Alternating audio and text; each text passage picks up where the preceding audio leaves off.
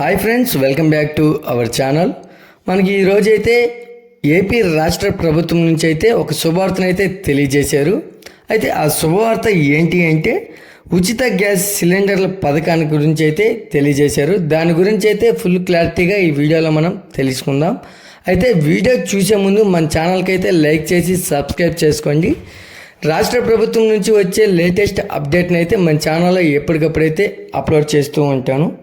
ఇక వీడియోలోకి వెళ్తే ఏపీలో కూటమి ప్రభుత్వం మరో ఎన్నికల హామీ అమలు దిశగా అడుగులైతే వేస్తుంది.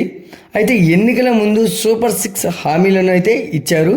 అయితే అధికారంలోకి వచ్చిన తర్వాత పెన్షన్ 4,000కు పెంచిన కూటమి ప్రభుత్వం ఇప్పుడు మరో పథకం అమలు పైన కసరత్తు అయితే ప్రారంభించింది. అయితే దీపావళి నుంచి ప్రారంభించనున్న ఉచిత గ్యాస్ సిలిండర్ల పథకానికి సంబంధించి మార్గదర్శకాలను అయితే సిద్ధం చేస్తుంది. అయితే సూపర్ 6 హామీల్లో భాగంగా ప్రతి ఏటా 3 ఉచిత గ్యాస్ సిలిండర్లు ఇస్తామని అయితే ఎన్నికల సమయంలో చంద్రబాబు నాయుడు గారు అయితే హామీ ఇచ్చారు. అయితే దీపావళి నుంచి ఈ పథకాన్ని ప్రారంభించినట్లు ముఖ్యమంత్రి నారా చంద్రబాబు నాయుడు గారు అయితే ప్రకటించారు. అయితే ఈ పథకానికి సంబంధించి పవర్ సరఫరాల శాఖ కార్యాచరణ సిద్ధమైతే చేస్తుంది. అయితే రాష్ట్రంలోని 1.55 కోట్ల వంట గ్యాస్ కనెక్షన్లు ఉన్నాయి. అయితే వీరిలో తెల్ల రేషన్ కార్డు ఉన్నవారికి ఈ పథకాన్ని అమలు చేయాలని భావిస్తే ఏడాదికి 3,640 ఓట్లు ఖర్చు అవుతాయి. అయితే అదే సమయంలో దీపం, ఉజ్వల, ఇతర రాష్ట్ర ప్రభుత్వ పథకాల కింద కనెక్షన్ తీసుకున్న 75 లక్షల మందికి పథకం అయితే అమలు చేస్తే మొత్తం 1,763 కోట్లయితే ఖర్చు అవుతుందని అధికారులు అయితే లెక్కలు తేల్చారు. అయితే పూర్తి వివరాలతో పౌర సరఫరాల శాఖ ప్రభుత్వానికి అయితే ఒక నివేదిక అయితే సమర్పిస్తుంది. అయితే నివేదిక పైన మంత్రుల కమిటీ సమావేశమై ప్రభుత్వానికి అమలుకు సంబంధించి సిఫార్సులు అయితే చేయనుంది. అయితే ఎన్నికల హామీల్లో ప్రతి ఇంటికి ఏడాదికి 3 ఉచిత సిలిండర్ ఇస్తామని అయితే మేనిఫెస్టోలో ప్రకటించారు. అయితే ప్రస్తుతం రాష్ట్రంలో ఒక్కో సిలిండర్ ధర 825 రూపాయల వరకు ఉంది.